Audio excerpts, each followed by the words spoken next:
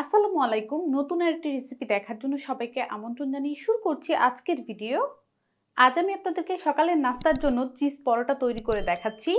আর এই চিজ পরোটাটা কিন্তু খেতে ভীষণ মজা। তাহলে ভিডিওটি শুরু থেকে শেষ পর্যন্ত দেখতে থাকুন। চিজ পরোটার জন্য আমি এখানে 2 কাপ পরিমাণ ময়দা নিয়ে নিলাম। এই ময়দাটা দিয়ে এখন আমরা পরোটার ডোটা তৈরি করে নিচ্ছি। তারপর এখানে একটা বাটি নিয়ে নিলাম আর এই বাটির মধ্যে ময়দাটা নিয়ে নিচ্ছি ডো তৈরি করার জন্য। তারপর এখানে আমি 1 চা চামচ পরিমাণ লবণ দিয়ে দিলাম আর নিয়ে নিয়েছি 2 টেবিল চামচ পরিমাণ বাটার। আমি এখানে বাটার দিয়ে পরোটার ডোটা করে নিব। আপনারা চাইলে কিন্তু রান্নার রেগুলার তেল দিয়েও করে নিতে পারবেন। সম্পূর্ণ ময়দার মধ্যে হাত দিয়ে এভাবে ডলে ডলে বাটারটাকে মিশিয়ে নিতে হবে। বাটারটা ময়দার সাথে আমি মিশিয়ে নিলাম আর এই যে দেখুন সুন্দর কিন্তু ময়দার সাথে বাটারটা মিশে গিয়েছে। তারপর এখানে আমি 1 কাপ পরিমাণ উষ্ণ গরম পানি নিয়েছি আর এই উষ্ণ গরম পানিটা দিয়ে আমরা ডো করে নিব। অল্প অল্প পানি দিব আর এভাবেই মিশিয়ে নিব। একসাথে যদি বেশি করে পানি দিয়ে দিই তাহলে কিন্তু ডোটা নরম হয়ে যাবে। অল্প অল্প পানি দিয়ে যদি ডোটা করি তাহলে কিন্তু পরোটার ডোটা পারফেক্ট হবে। আর একসাথে পানিটা দিয়ে দিলে কিন্তু দেখা যাবে পরোটার ডোটা নরম হয়ে গিয়েছে, তখন কিন্তু আর এটা দিয়ে পরোটা বানানো যাবে না। অল্প অল্প পানি দিয়ে পরোটার জন্য ডোটা আমরা রেডি করে নিয়েছি। আর এটা কিন্তু বেশি শক্ত কিংবা বেশি নরম ডো হবে না, ঠিক এমন একটা ডো হবে। আর যে 1 কাপ পানি নিয়েছিলাম তা থেকে এইটুকু পানি আমার রয়ে গিয়েছে। এটা আমি মেজারমেন্ট কাপ দিয়ে মেপে দেখছি কতটুকু রয়ে গিয়েছে। আমি এখানে একটা 1/3 কাপের মেজারমেন্ট নিয়েছি আর এই মেজারমেন্ট দিয়ে 1/3 কাপ পানি রয়ে গিয়েছে।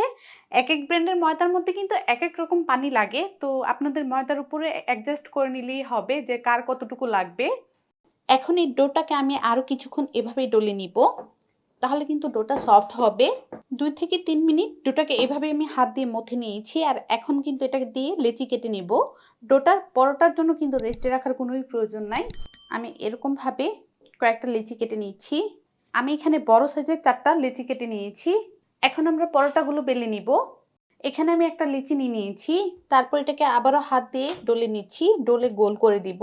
এই যে গোল আকার করে দিয়েছি আর এইভাবে হাত দিয়ে চেপে এটাকে চ্যাপ্টা করে দিলাম। উপরে কিছু ময়দা ছিটিয়ে দিচ্ছি। তারপর একটা বেলনির সাহায্যে এটাকে বেলে নিব। বড় করে একটা রুটি বেলে নিয়েছি আর এটা কিন্তু একটু তেড়া বাঁকা হয়েছে। রুটিটা একদম পাতলা করে কিন্তু বেলতে হবে। এই যে পাতলা করে যদি আমি ওই সাইডটা দেখাই, আমার ওই পাশটা কিন্তু দেখা যাচ্ছে। ঠিক এভাবে পাতলা করে বেলে নিতে হবে। এখানে আমরা বাটার দিয়ে দিচ্ছি। তারপর এই বাটারটাকে পুরো পরোটার মধ্যে এইভাবে লাগিয়ে নিব। আপনাদের কাছে যদি এই বাটারটা না থাকে আপনারা কিন্তু রান্নার রেগুলার তেল দিয়েও এই কাজটা করে নিতে পারবেন। পুরো পরোটার মধ্যে আমি বাটারটাকে লাগিয়ে নিলাম। তারপর এখানে একটা গ্রেটার নিয়েছি আর এখানে একটা মজারেলা চিজ নিয়েছি। এই গ্রেটারটা দিয়ে চিজটাকে গ্রেট করে দিব। যে যেমন পছন্দ করেন সেই পরিমাণে কিন্তু এখানে চিজ দিয়ে দিতে পারবেন। এটাকে এখন আমরা ফোল্ড করে নিব। ফোল্ড করার জন্য একটা সাইড এভাবে ধরে ঠিক সমান সমান এভাবে রেখে দিব। ভালো করে কিন্তু এই সিলটা করতে হবে, না হলে ভাজার সময় চিজগুলো বের হয়ে যাবে পরোটা থেকে। তারপর অপর পাশটাকেও আমি টেনে এই পাশে এনে আটকে দিব। এই যে এই জায়গাগুলো কিন্তু আমি ভালোভাবে সিল করে নিচ্ছি, একটু খেয়াল করে দেখুন। ভালোভাবে সিল করে নিলাম। সিল করাটা কিন্তু একটা জরুরি জিনিস। সিলটা যদি ভালোভাবে আমরা না করতে পারি তাহলে কিন্তু ভাজার সময় পরোটা থেকে চিজগুলো বের হয়ে যাবে। এই জায়গাটা আমি আবারও ভালোভাবে এই যে আঙুলের সাহায্যে চেপে চেপে আটকে দিচ্ছি। চিজ পরোটাটা বানানো একটু কষ্ট হলে কিন্তু খেতে এটা ভীষণ মজা। এই যে একটা এখানে আমি রেডি করে নিলাম। এভাবে আমি সবগুলো রেডি করে নিচ্ছি। চুলার মধ্যে আমি একটা প্যান বসিয়ে দিলাম পরোটা ভাজার জন্য। আর একটা কিচেন টিস্যুর মধ্যে অল্প করে তেল লাগিয়ে প্যানটাকে এইভাবে একটু মুছে দিচ্ছি। প্যানটাকে কিছুক্ষণের জন্য গরম করে নিব। প্যানটা আমাদের গরম হয়ে গিয়েছে। এখন ওই যে বানিয়ে রাখা পরোটাটা প্যানের মধ্যে দিয়ে দিব।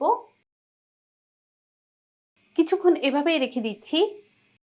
কিছুক্ষণ এভাবেই রেখে দিয়েছিলাম। এখন এটাকে উল্টিয়ে নিব। অপর পাশটাকেও আমি কিছুক্ষণ ভেজে নিচ্ছি। কিছুক্ষণ ওই পাশটাকেও ভেজে নিয়েছি। আবার এটাকে উল্টিয়ে দিলাম। এখন এখানে আমি 1 টেবিল চামচ পরিমাণ বাটার দিয়ে দিব। পরোটাটা আমি বাটার দিয়ে ভেজে নিচ্ছি। আপনারা চাইলে কিন্তু তেল দিয়েও ভেজে নিতে পারেন।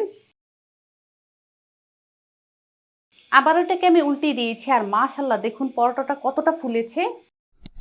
এ ফাঁকে কিন্তু আমাদের যে চিজটা দিয়েছিলাম পরোটার মধ্যে এটাও মেল্ট হয়ে যাবে। আর পরোটাটা কিন্তু কালারও চলে এসেছে। পরোটাটা কিন্তু আমাদের ভাজা হয়ে গিয়েছে। এখন এই পরোটাটাকে আমরা নামিয়ে নিব। পরোটাটা আমরা ভেজে নিলাম, এটা এখন ভেঙে শেয়ার করছি। এই যে দেখুন মাশাআল্লাহ চিজটা কত সুন্দরভাবে গলে গিয়েছে। আমি আশা করছি আমার এই পরোটার রেসিপিটি আপনাদের ভালো লেগেছে। ভালো লাগলে অবশ্যই একটা লাইক দিবেন, চ্যানেলটাকে সাবস্ক্রাইব করবেন। সবাই ভালো থাকবেন, সুস্থ থাকবেন। আল্লাহ হাফেজ।